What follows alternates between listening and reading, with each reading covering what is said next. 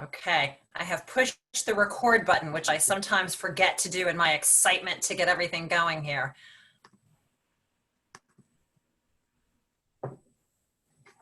Okay, my clock shows that it's 12 noon, which is time for our lunch and learn, our time together.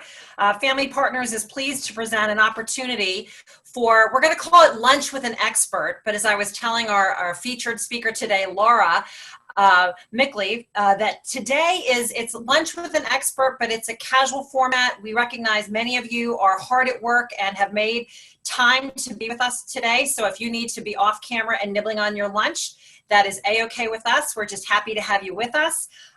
Today's topic is real strategies for working with children that have lagging skills and need additional support. So I don't have to tell anyone on this call that that is an especially challenging topic given the COVID and our remote learning scenario. So today we have with us Laura Mickley, who's the program manager of Child and Family Resource Services for NORWESCAP. And Laura, you have a rich history of working with children with lagging skills in many different areas. And I am very excited to hear what your experience is showing you and how we have today. I know we have service providers on the call, we have guidance counselors on the call, we have parents on the call. And, you know, our goal at Family Partners, which, you know, we're an organization that's part of the Children's System of Care, and we help to support parents who have youth with challenges. And we do that by helping them learn how to advocate for themselves. We learn how to help them connect to resources in the community, and also just to be very aware of the topic. So we are delighted to have you come to our lunch table today and share with us what you know. So without any further ado, I'm going to turn it over to Laura, and I'm also going to invite our participants, if you have a question, most especially if you have something that you really need to hear an answer to today that you're hoping Laura might address, please use the chat function, because we will be watching that, and we will make sure your questions get asked of Laura. And she is, of course, she's eager to share what she's prepared, but she also really wants to make sure she is helping you with whatever questions might be on your mind today. So Laura, I'm going to hand it over to you. Thank you, and good afternoon, everybody. So in case you don't know, NORWESCAP CFRS is the Child Care Resource and Referral Agency. As you can see, we are under a contract with DFD, which is the Division of Family Development. There is one in every county, and we cover Sussex, Warren, and Hunterdon counties. What we do under that designation is we administer the Child Care Subsidy Program for the state. We also regulate family child care. We offer free child care referrals to the public. We have a quality department that works on Grow New Jersey Kids, that works on professional development. And we have family engagement specialists at each of our locations. And what they do for those of you who are parents or those of you who work in the field is that if there is a parent that is struggling with some concrete resources, we can link them not only to child care, but also to resources within our organization and the community to help meet those needs. Specifically in Sussex County, we do have a diaper bank, and we also have the caring closet where we have new and gently used clothing for children. So we do have a lot of resources for families, and I certainly want to make you aware of that. So today we are going to talk about children with lagging skills and some of the things we can do. I think one of the most important things that we do in relation to this is really sometimes adjust the way we think about children with lagging skills. So I'm really going to start in that area. We're going to talk a lot about Ross Green and Lives in the Balance, which is his website. And we do have this PowerPoint available that can be sent out to everyone. And those resources are all at the end. So there's lots of videos to watch. He has lots of great resources. He believes that you can use his program without really a change in philosophy, but I believe that that's really important to this. So I'm really going to start there. So I'm going to start with the slideshow. We already talked about who I am and what we do. Here's some of our resources. Again, we can send this out to everybody. And our objectives are that you'll be able to relate that challenging behaviors are typically the result of an unmet need or a lagging skill, and you'll be able to describe Ross Green's collaborative and proactive solutions approach. Okay, so really changing the way that we think about behavior. I'd like to say that the spark for me in changing the way that we talk about behavior really happened in the 1980s when I was in college, and it's been a lifelong journey. So I'm kind of asking you to rethink what I've done in those many years in an hour, but I'm just going to plant the seed. So we're going to start with what are the domains of development, and most of us know what these are. You know, they're physical. We might think of gross and fine motor, cognitive, sometimes language is grouped within cognitive, and social and emotional. So a lot of what we're going to talk about today really falls under a learning domain of social and emotional development. We do know that children often experience significant and obvious change in one domain at a time. So a child who's experiencing a big spurt in physical development may have some lagging skills in social and emotional or some of the other areas. And when we think about development, we know it's sequential and typically happens in the same order. I always, when I'm doing a professional development course, I say, think of that abacus. That one bead can't skip over the other one. It really has to go over in an order. And when we think about development, it really needs to be that way. And when I work a lot with educators, I'll say, what are those stages of development for social and emotional? And typically people will look at me blankly, and I'll say, we really expect parents to understand what the stages of social and emotional development are, but we're not immersed in them ourselves. So how do we ask that of them? So we've done a lot of research. We've put a lot of information together. We often do this with public schools where we go in and we'll do a parenting course. And we start with, what are the stages of social and emotional development? So other than Danielle, but you're not driving, right? You're just a passenger. I'd like to ask everyone, get a piece of paper and pen. These are not in order. I want you to take a look at these stages that I put on the piece on the screen in front of you, and think about that abacus, that they have to happen in a certain order. So take out a piece of paper, start with what you feel like is the first stage of social and emotional development, and I'm going to give you just a couple of minutes to see if you can put them in order. And I'm going to give you a hint, because this is a really tricky one. Early empathy is the second stage, because whenever I do this with parents, we often have early empathy at the end. Early empathy is really that emerging stage of empathy, being a baby looking at a caregiver and knowing that something is off and really having that feeling that something's off. So that's your only hint. And I'm going to give you, let's say, 3 minutes to write down the stages of development. And I'm terrible at holding the time, so I'm actually going to time it.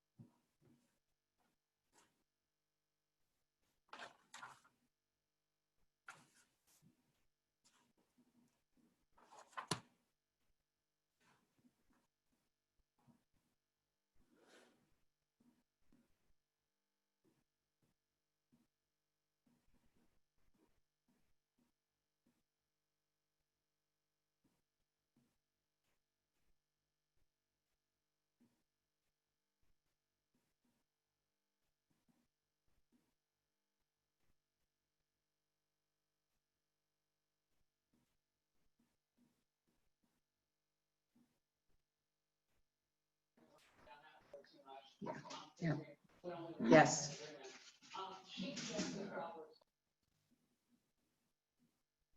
About 30 seconds. And for anyone just joining us, we're doing an exercise. Laura has asked us to put the terms that are on the screen in the order that we think is the appropriate level or the order for the stages of emotional development. What Laura said she wants us to do is to understand, I guess the beginning of understanding her presentation is understanding how this cycle works. So Holly, does everybody have the capability of unmuting themselves? We could unmute them, or they could you could do that. So what I wanted to ask, if anybody has any idea why I would ask you to put those in order, what does it matter?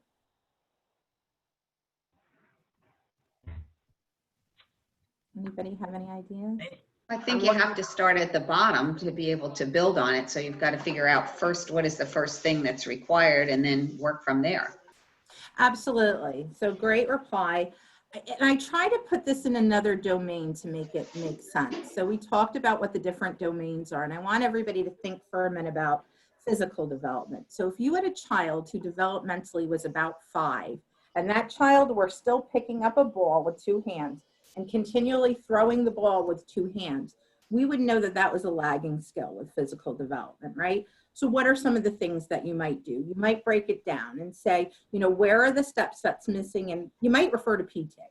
You may say, what are the missing steps? You may have that child start to take like a bean bag and put that bean bag in one hand and start to toss it.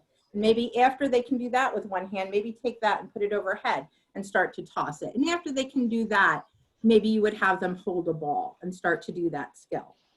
I've never really witnessed an early educator or a parent who had a child who couldn't throw that ball, go sit in timeout. I've never seen them withdraw recess. I've never heard them say, maybe something's going on at home, that child's not throwing the ball correctly. Yet whenever we think about social and emotional development, we often have those responses. And what I'm really asking for you today is to really think about social and emotional development as another learning domain, and to really approach that development as you would any other area of development. And rather than when a child is struggling with a social and emotional lagging skill, instead of having one of those responses, timeout, missing recess, something's going on at home, calling a parent, I would like you to look at those stages of development. And just like the child throwing the ball, I want you to really see where is the lagging skill and how can I help to build those skills? What can I do? Can I hand that child a bean bag? I want you to really think about how we can do it. And that's why I think it's really important to understand what those stages are. And it's why I think it's really important to think differently about how we view social and emotional and challenging behaviors. All right, so let's talk about what those stages look like. So first, identity of self. If you got that, right, what do we do with babies? We show them mirrors, we say their name, we talk about parts of their body. So we're really good typically about infants, about helping them to understand that they are a separate and distinct person from the rest of us in their environment. Next, I gave you that hint, was that early empathy. After that is awareness and identify one's own feelings. So, you know, oftentimes young children will feel anger and their faces will get red and their hearts will beat fast.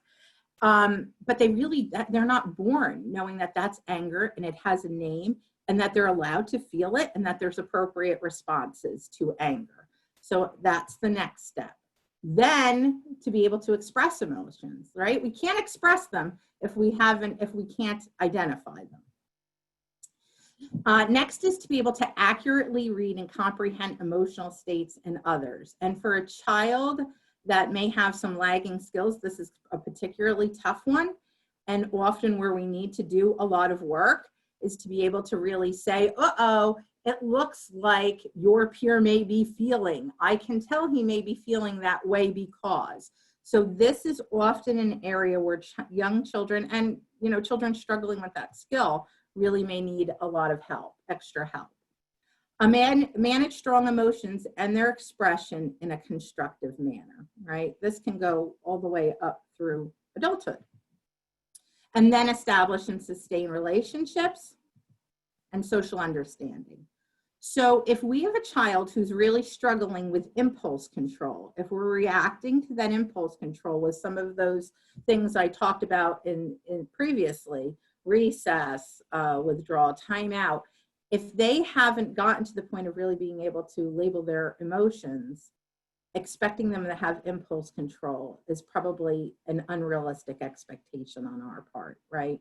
And there's probably a couple of things we can do, but there's definitely things that we can do proactively to help that child to develop those skills. One of the things that we're going to see in a video is I think we all have to really have a philosophy, whether we're raising children or working with children. And I think we've all historically been socialized to react to behavior in a certain way. And that philosophy really has to sometimes be something that guides us in spite of societal and historical expectations with behavior. And I'll give an example. Ross Green is going to talk a lot about kids do well if they can.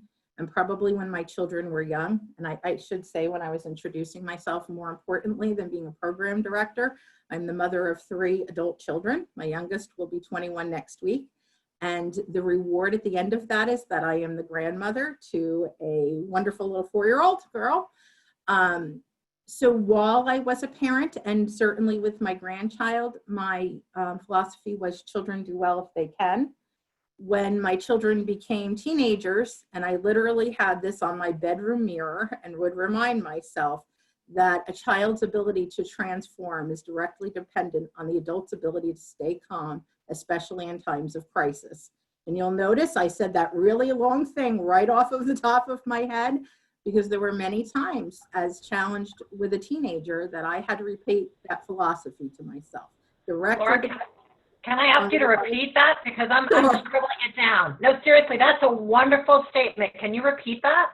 Yes, a child's ability to transform is directly dependent upon an adult's ability to stay calm, especially in times of crisis. Wow. And you'll notice I was really careful when putting that philosophy together, because I didn't say my ability to change my child, because I don't change my child. My child's ability to transform is dependent on me being able to stay calm. As I said, it was on my bedroom window. I'd say it every morning. I'd say it when I needed to in the middle of conflict. But had I not been embedded in that philosophy, I do believe the outcomes may have been very different. So, and, you know, we're all doing the best that we can, but I think that it's certainly helpful. So when we understand kids with social, emotional, behavioral challenges or lagging skills, they just haven't developed them yet. It's really a different way of thinking about it. They're delayed in the development of crucial cognitive skills such as flexibility, adaptability, frustration, tolerance, problem solving. Challenging kids aren't always challenging. They're challenging in conditions in which certain skills are being demanded. And I have a really concrete example for that. Back in the day when I worked with young children, there was a child who was home for the summer. The child's family had a built-in pool, and they weren't wearing shoes most of the time. You're in and out of the house, you're into the pool. Wearing shoes is not a requirement. So a child who had sensory integration issues, so shoes are really hard then, socks are really hard sometimes, had to go to the doctor. There was no problem with the shoes all summer because it wasn't an expectation.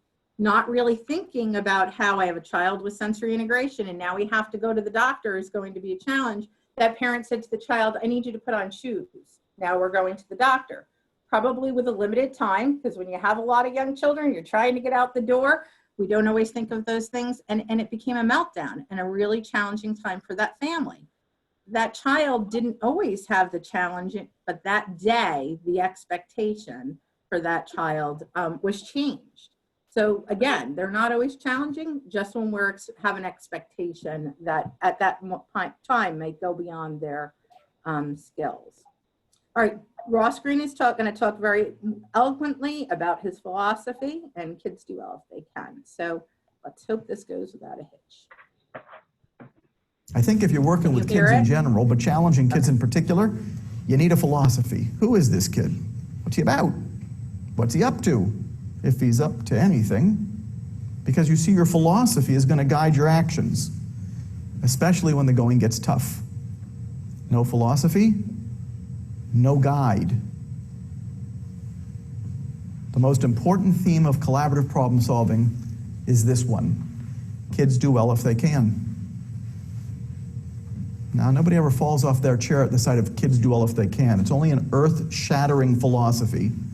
If you consider a much more popular alternative philosophy that floats around out there called kids do well if they wanna. Now, kids do well if they can, and kids do well if they wanna are two completely different philosophies. And they have completely different ramifications for what you're going to do to or with this kid to make things better. Let's think about kids do well if they wanna for a second.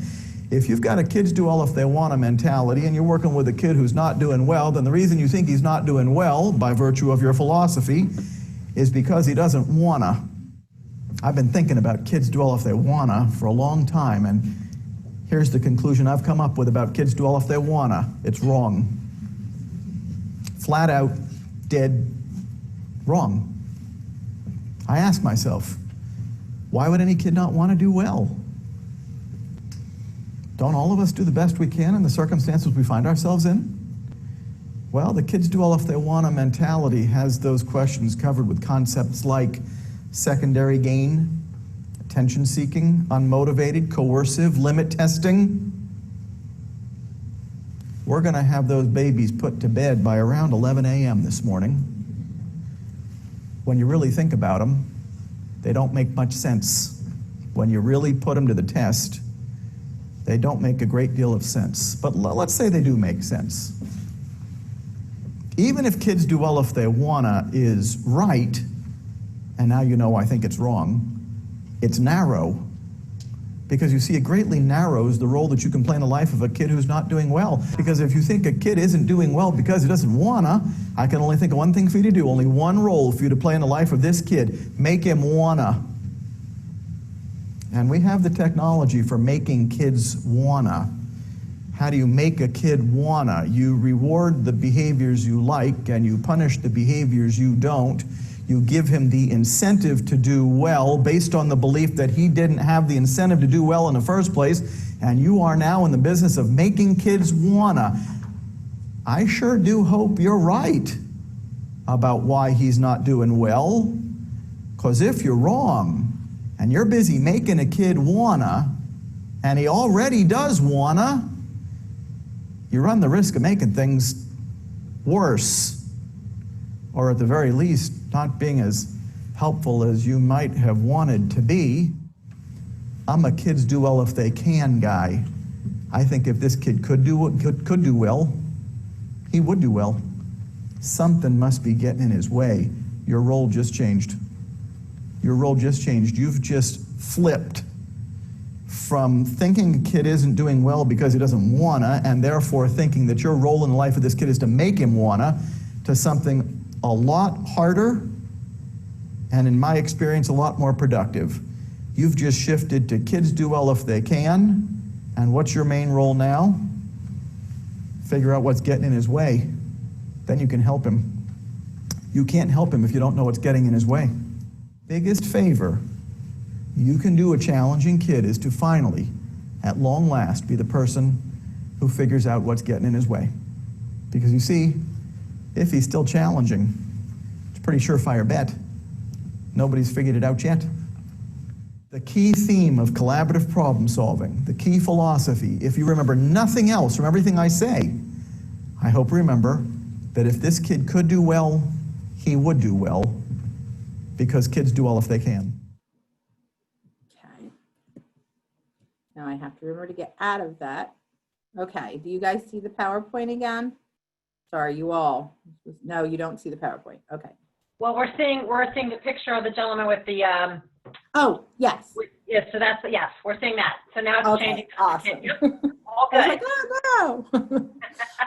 All right, so what we have to remember is that challenging behavior is communication. It is just the fever, the symptoms. what we're really looking for and what collaborative and proactive solutions really looks for is what is the problem behind the behavior. We're looking beyond behavior. And again, challenging behavior really is a clash or is a problem when we have unmet expectations meets unsolved problems. And we're going to talk a little bit about Ross Green's 3 scenarios that we'll work with on collaborative and proactive solutions. So what's our role? To identify the lagging skills. So we've got to be immersed in development. Understand the development of the child, solve problems collaboratively and proactively. And that's easy to say. I do have a video in the end where we show that a little bit. Engage children in the problem solving and simultaneously teach skills. I like to compare when we talk about engaging kids in the problem solving, that if you've ever been to counseling, a counselor does not look at a married couple and say, wait, I've got the solution for all of you. Every couple who comes in here has the same problem. I'm going to let you know what the solution to your problems are, right? And it doesn't need to even be fair. She speaks to a couple, they give input, and the therapist mitigates the problems. That's really what our job as an adult is to really guide the conversations, not to really prescribe, most times, what the solution is. So we can go back to this later. I really want to get into plan A, plan B, and plan C. So plan A is solving the problem unilaterally. So again, that's the adult really saying, you know, we may think of the situation with a child who's talking in class. So the child is talking in class and the adult says, you need to stop talking. You are disrupting everyone. I'm moving your desk to the front of the room. So that's plan A. Now, there are times when plan A is important. If I am getting getting into the car with my granddaughter, plan A is you have to get in a car seat every time, no matter what. So it's not that plan A is never used. It is used sometimes. Plan C is I'm going to set the problem aside for right now. So maybe I'm thinking of that same child in class who is struggling with speaking to his peers. Maybe I have some other issues that are going on and are more pressing. Maybe there are some health and safety issues that I need to work on. So right now, I'm going to set the talking aside for right now because I have a bigger fish to fry. There's other things that I need to do. So that doesn't mean we're ignoring things. It just means right now I'm setting it aside. So plan B is the collaborative process. So it is really working with children, digging down to what the issue is and having them come up with possible solutions while you help to guide the discussion and have input on the solution. So it requires a lot of drilling. It requires a lot of empathy. I think you'll see that in the video. You'll see things that maybe would be very typical to say, I heard what you said about your teacher, but we leave the buts aside. I like to use the term relentless compassion or relentless empathy because again, I'm not sure we were always socialized or historically or culturally to have that reaction to children who express their views or their perspective. I think we're very used to trying to guide the conversation and have them look at it from a different point of view. So part of that discussion is really accepting their responses and having empathy, and then really coming up with solutions that are mutually satisfactory. So the solution doesn't need to be one that only meets the needs of the child. It should meet both of your needs or the needs of the whole group. Let's look a little bit more into that. So again, empathy, define the problem, and then you need an invitation to really come up with solutions. This is, when this goes out, this is a spreadsheet that kind of goes into each of these steps a little bit further. So some tips on handling emotions, give into fantasy, what you can't give in reality. I wish we had 1,000,000 hours to play. They said billion, they even upped it. Acknowledge feelings, label them, and at times almost with silent attention. So that depends on the age of the child. If I were working with a very young child, I want to make sure that I label those feelings. If I'm working with a teenager, I may be going, I understand, I hear you. All right, so this is the drilling for information. I'm going to, let's hope it works well again. Just nod your heads if you can hear it when it starts. Okay. Hasn't started yet, the sound. In the empathy step, Can you hear it? the goal is to get the best possible sense of the kid's concern or perspective on the unsolved problem that you're working on. The problem is that kids aren't always exactly clear about what their concerns are. It's not always so easy for them to figure it out. They may never have been asked before, so it may not be at the tip of their tongue. So you may have to do some drilling for information. Drilling is the hardest part of the empathy step. This is where the adult is trying to clarify the kid's concern and extract as much information as possible so that the adult has the clearest possible sense of the kid's concern or perspective. So what you're about to watch is an example of drilling for information. This is an assistant principal and an 8th grader. Let's see what drilling looks like. Well, I've heard from some of your teachers that you haven't been getting your work done in class. This is about Mr. Hardwick, isn't it? I hate him. Well, yes, he is one of the ones that I've heard from. I hate that guy, and I hate his math class. Well, that's what this is about. Why do you hate his class? I don't get it, and he's always telling me I should get it, so he won't help me. So I just sit there and do nothing, and then he gets on my case for that. So he gets on your case for sitting there and doing nothing? Yeah, what am I supposed to do? I don't get it, so I just sit there. Well, he tells me that he doesn't think you try very hard. That's not true. I am trying hard. I don't get it. So you just sit there for the whole class? Well, eventually I get bored and just start talking to people. And then what happens? He tells me if I'm not going to do any work, then I at least should be quiet. And then? I tell him I'd be quiet if he'd do his job. Uh-oh. Yeah, then he says I'm being disrespectful and sends me to you. That's not good. Oh, I don't mind getting sent to you. I'm used to it. It's better than sitting in that class.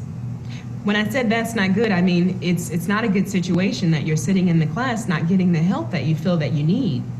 And we can't have you talking to Mr. Hardwick like that. He acts just like my mother. What do you mean? She's always on my case too. Yells at me all the time. Your mom was always at your case? I didn't know she was yelling at you all the time. Non-stop. That's why I'm in a bad mood a lot when I get to school. Well, I didn't know you were in a bad mood when you get to school. What's your mom on your case about? School, mostly.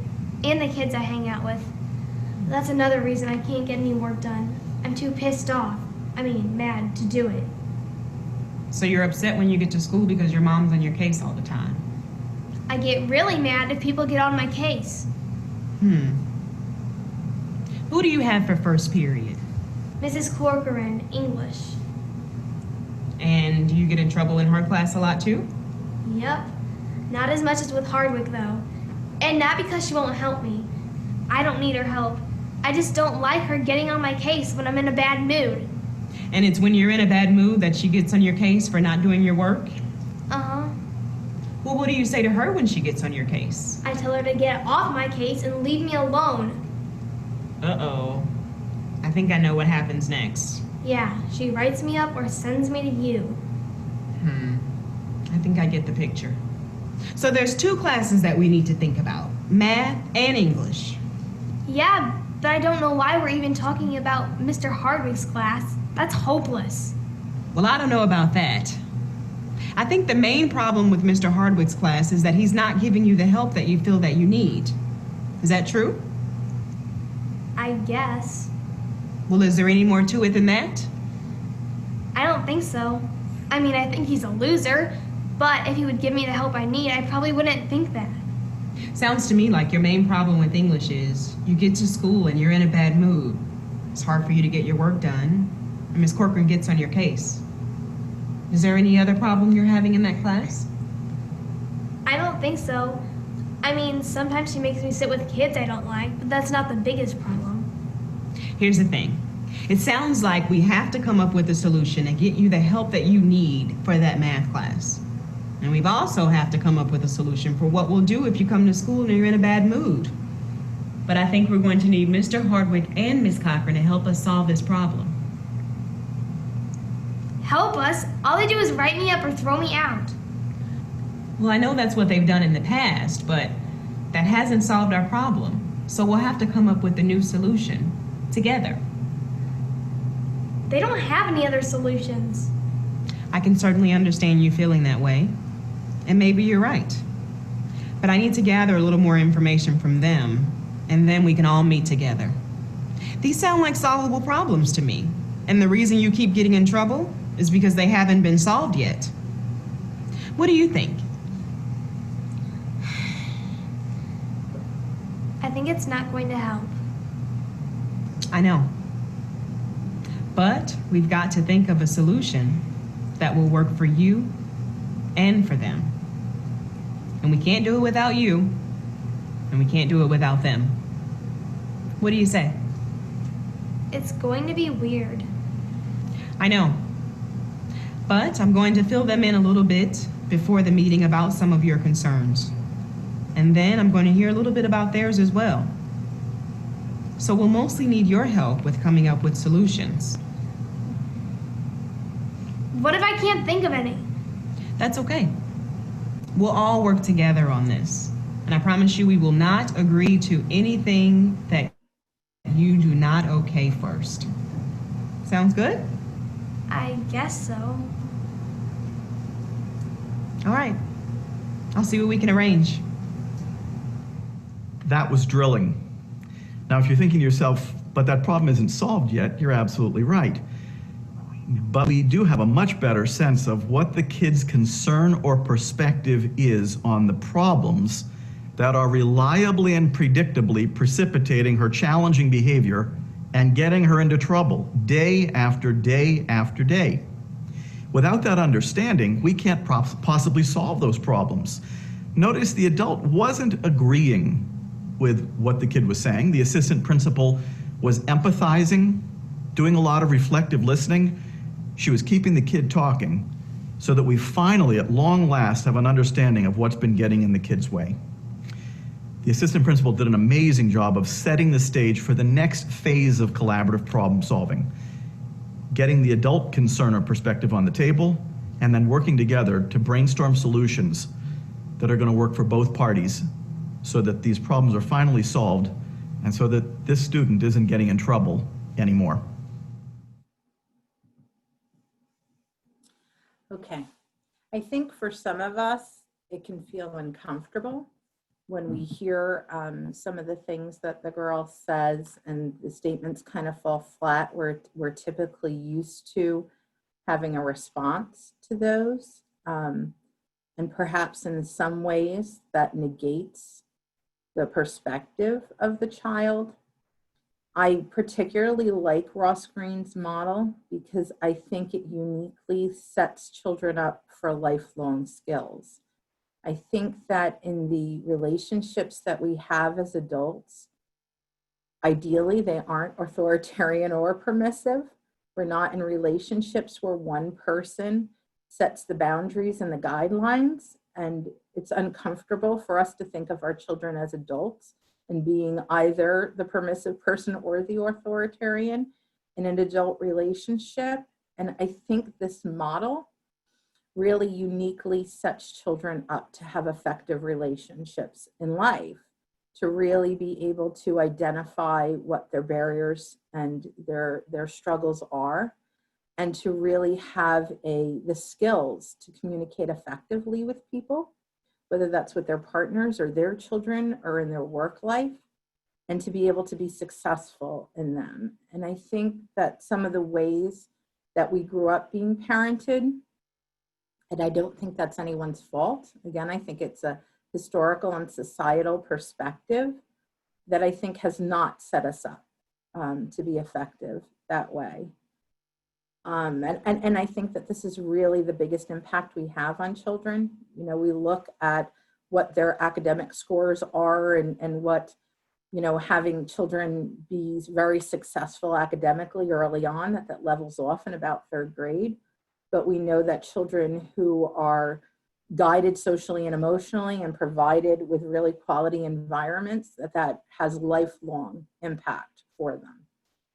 So I think that, again, I'm asking you to really think about things differently in an hour that I've spent years. I think a good book, if you want to explore more on what the societal impact of parenting is, I think Alice Miller's books, For Your Own Good, I love.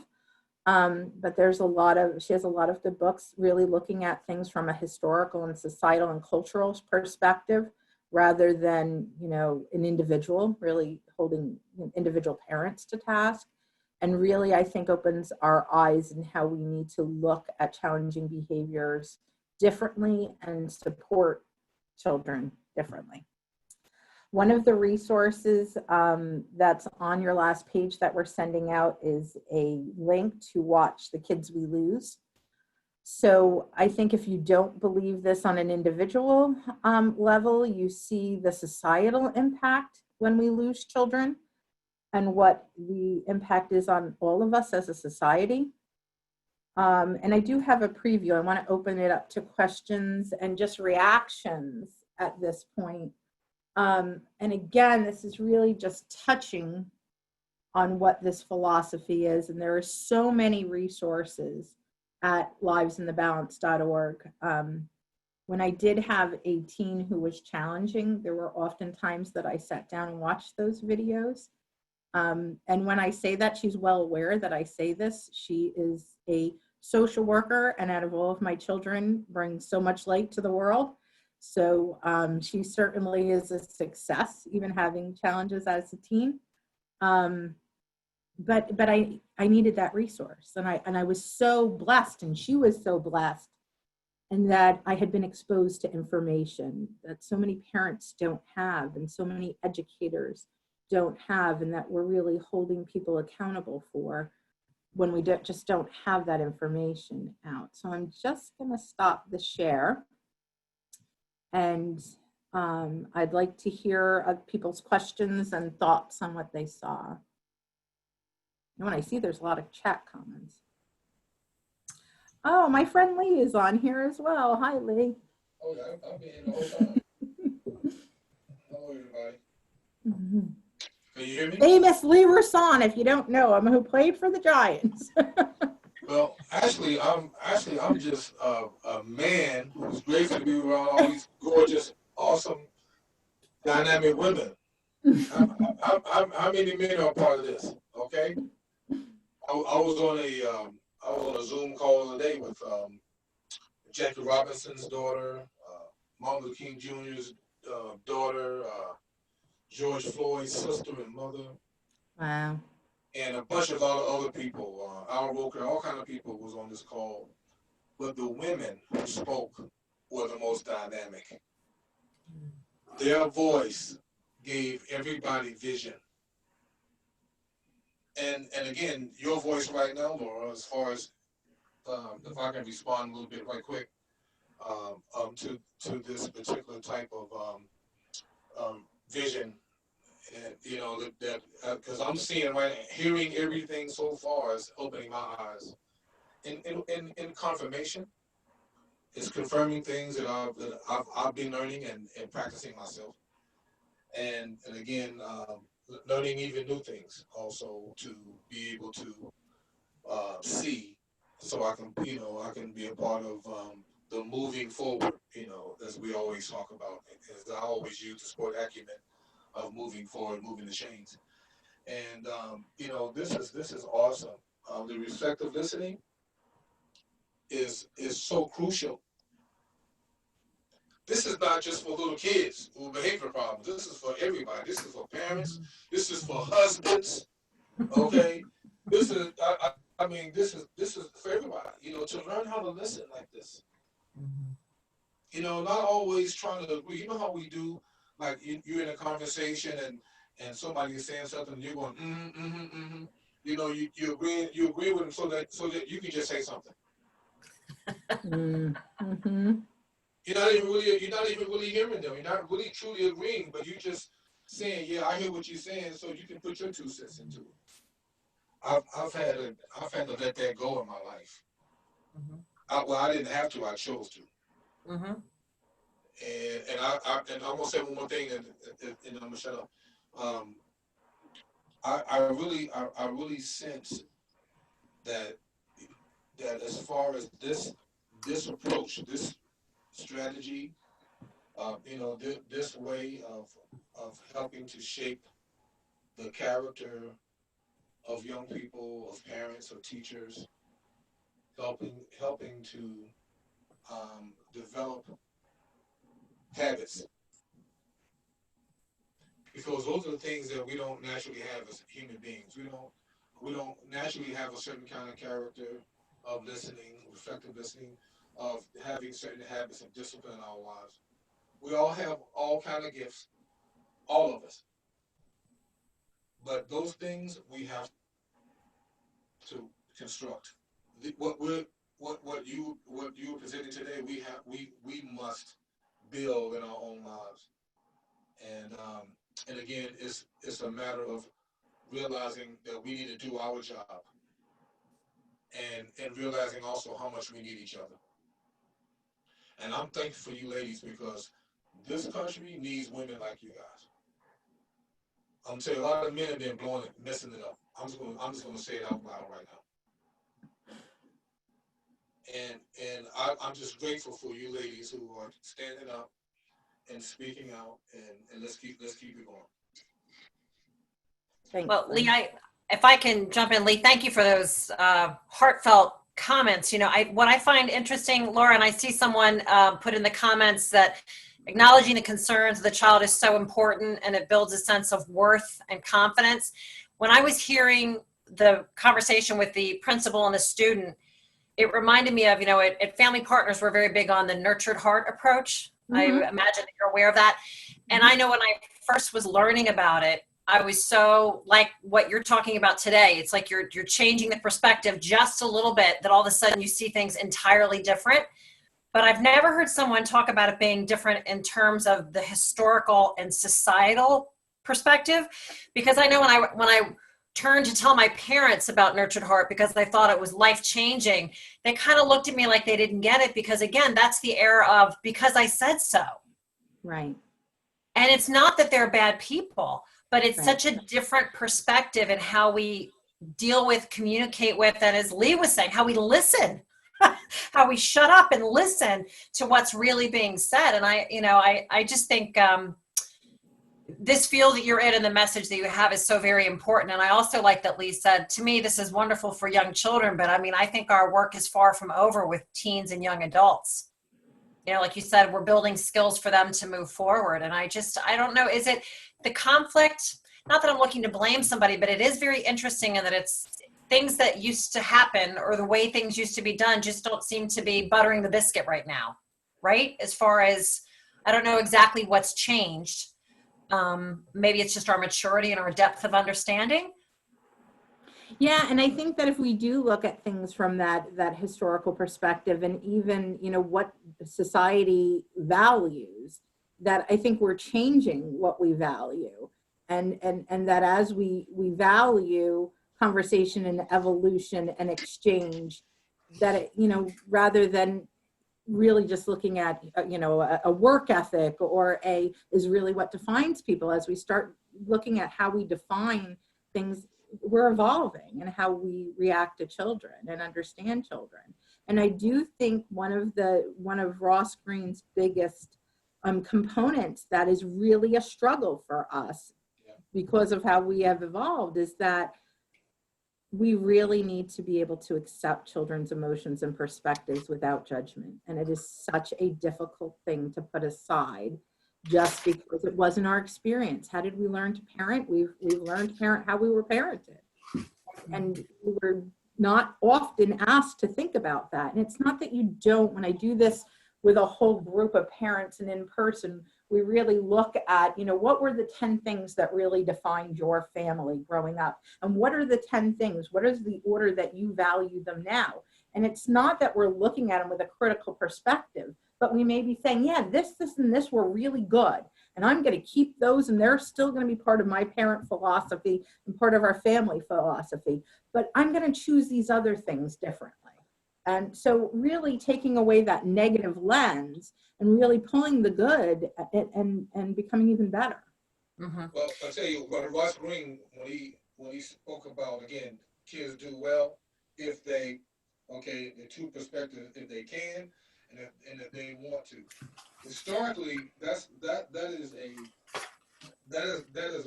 the wrong way to in terms of if they want to. I mean, I've been around so many families. I'm 58 years old that I think back right now and I can hear those conversations, and that's the difference right there. For us, our perspective to change to if they can is amazingly want to just change so many things. Like you said, we're not going to change anybody. We're not going to change kids. Husbands, you're not going to change your wives. Wives, not going to change your husbands. We're not going to change teachers. But when our perspective changes in our own hearts and minds, that's when everything is going to change. Yes, Michelle, agreed. I read your comment. Thank you, Lee. But I want to ask you something, Laura. It strikes me that what you're talking about is really bold. I think this is kind of big stuff, which I'm honored to be listening to. But I also find it interesting that as many challenges as the pandemic has put before us as caregivers and individuals and a community and society, it's also interesting that it almost gives us a little bit more time to reflect. Or I think in our pre-pandemic lives, we would see a headline, for instance, and then be distracted by 50 other things where, even in what's happening in our country right now with racial inequality and the heightened awareness and heightened conversation and everything else about that, it's almost, it's interesting how I think it's kind of a plus that we have more time to think about it and digest and choose how to respond instead of, we're just all too distracted, right? I mean, I just think it's very, very interesting that, Lee, I think where you were going, bless you, I think I'm seeing like they're connected, right? They're all related. Like our ability to reflect and really be intentional about choices we're making, personally and with our children, with our youth. It's really, this is a Thursday. What is it? Not even 1 o'clock yet. And I think this is some pretty deep stuff. Well, and I think too that sometimes when we present these conversations, I think that sometimes we internalize them and take them from a blame or a negative perspective. And I hope that what everybody takes it is a very opposite way.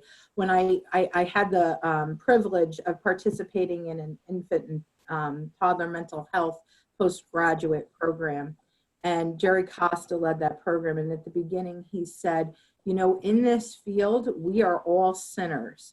Every one of us has had times as a parent or in the field that we are not proud of. And that the work that we're doing is not about identifying those sins and dwelling on them. It's really saying, I acknowledge and I accept them, and I have a philosophy for doing and being more. And I think that as part of that reflection, we kind of have to be just as kind to ourselves and understand that we've all done the best we can. And that part of that journey is really developing what our philosophies are and transforming ourselves to do differently. Because it's not I'm thinking about writing a book titled, Is It Wrong to Be Wrong? Actually, when I realize that I'm wrong, that's when I can be right. That's when I can be free. That's when I can make an adjustment. If I was wrong and when I played pro football, and I didn't read my block right. I didn't keep my eyes on the ball. I dropped the ball. I missed the block, whatever, that was wrong. But when I realized I was, the next time that play came, I was successful. Now, realizing I was wrong freed me to be right, to get better. So it's okay. I totally agree, Laura, what you said. It's so powerful. So many people don't want to be wrong. Oh, you saying I'm wrong? I mean, we have this fear of being wrong. None of us are perfect, but don't say that though. Then that's a whole other story right there. Oh, I'm not perfect. I mean, that's still keeping it going, you know. But it's okay. It's not wrong to be wrong. It's okay. We dropped the ball. We're not perfect. We all, like you said, we've all messed up at some point. Let's continue to get better. Let's continue to learn. And I believe that we can make a major difference. And again, I believe it's together. Just starting like at that first place about IDing self-identification. What a great, I mean, this right here changes everything on the planet. Like in the program that I have a program called The Ship. And a part of making a transformative impact in the lives of other people, this place of principality it's called self-identification for young people to recognize how to think truly of their self. See, leadership starts with self. Leadership doesn't start with you leading other people. Leadership starts with leading yourself. And for us to be able to engage and encourage and equip, okay, others, young people, to in terms of this place right here, that's the first foundational place. It's the place of energy. It's the source where young people can plug into and begin to receive an energy. Again, be able to see, to have vision for their life, and there's all kind of things we can do to help young people in this area. But again, even with us grown people, it starts with us, so we can communicate. So we can have a language. We're gonna have a language, okay? So we can speak a language so that they can hear it. I've always run my mouth about like the only way you see a baby in a mother's womb is not because the eye of the camera took that picture. It's too dark in the mother's womb. But sound waves produce the image of a child in a mother's womb. Okay, so when people can hear the sound waves of what we're going to communicate, of the language we're going to deliver to young people and to parents and teachers, then people can see. Then they can have an image of how to see their life. I don't know. I want to say, go ahead, Laura. No. I was going to say really being embedded too in what those stages are. If we have a child with impulse control or even an old, think about what are the things that we do. What are the games that I always said our grandmothers knew what to do. We just know why they did it now. We know rocking a baby helps with brain development. Games that we played like, freeze tag. And those are all impulse control games. Really think about what are those stages of development and how do I help that child proactively? Because if we are embedded in children do well if they can, there's so many things that we do outside of the moment, not in the moment. And I feel like I didn't stress that enough. When a child is in a moment of crisis, they are not capable of taking in new information. So that is not the time to use Plan B. We are really using Plan B when we are outside of that crisis time. So I think that is important to keep in mind, and that they're proactive solutions. So it's really when everything is calm and things have restored to order that we really want to say, hey, I noticed you were really upset in that moment. Let's talk about what was going on. The shoe thing that I brought up for another child, I have a granddaughter, struggles with shoes. I kept thinking I was buying the right shoes. She wears rain boots all the time. All the time she wears rain boots. We don't care. And when I kept saying to her, but I got these shoes, that she finally said, you're not listening to me. It's this part. And it was the tongue. And that's just a very concrete example of sometimes we think we know and it's not in the moment. And we have those conversations outside of a crisis, not during. Well, and I just think it's very exciting that what we're having today truly is a conversation. And Lee, thank you for being so vocal with your thoughts as well. I'm getting lots of good feedback in the chat. Also getting texted with Lee and Laura, you both have to come back. I'm telling you that right now. We want this conversation to continue. Because, what's interesting to me is, and Lee, you kind of made reference to it a little bit, in our community, in our society, politically and everything else, we're very big on saying who's right and who's wrong and who did well and who didn't. And I mean, I love the tone of this conversation, which was, we've learned some things over the years, and we can learn by looking at how things were done. And it's not that we're saying they were done wrong, but we've learned a little bit more about why what worked. And then how can we all move forward and grow together? This is not the adults who have it perfect, who are helping the young people. We're learning together. Yes. And I think, like the drilling, for instance, I think is frustrating when you're old school, as far as, you do it because I said so. But it also, as a professional in this field and also as a parent, it is so empowering to know what it is, what to do, and why I'm doing it. I am helping them themselves come to, like you said, the marriage counselor. Any counselor that tells you what to do is not a counselor, right? They're helping you unearth what it is that you might already know and you're just not seeing because of the noise, So Right. I'm really, really grateful, Laura, that you took the time to come with us today. And I honestly want to hear more about this, because I have a feeling you could probably talk about it a long time, because there's so many examples, and your concrete examples were fantastic. Freeze tag was impulse control. Rocking helps brain development. I mean, honestly, I never really stopped to think about it. You know what I mean? These are things that we just sort of, we do them because we always have, which is dangerous on so many fronts, right? We need to understand why we've done, because some of the things were legitimate and some were just because we've always done them. And Absolutely. we're learning that lesson in our society a long way. I'm reading another comment. Let's see. Reminds me of the concept of good enough parenting with room for improvement. We do need to learn to do better. I mean, I think the exciting thing, though, is instead of us, as you said, Laura, it's not a negative thing. It's exciting that we have information that we can use, and it's empowering and it's encouraging, because it benefits everyone, not just the caregiver or not just the child, but us as a whole. So I love this. Thank you so much to everyone who we had a big crowd for our lunch today. Thank you for the opportunity. You have such a wealth of knowledge, Laura. Truly, we are not letting you go. We are going to keep your name on speed dial. And Lee, I might be coming after you, my friend. I think I want to hear more about this program that you run. Is it CHIP? Is that what it's called? So if you see my name come up on speed dial, you take the call, okay? Or you take it.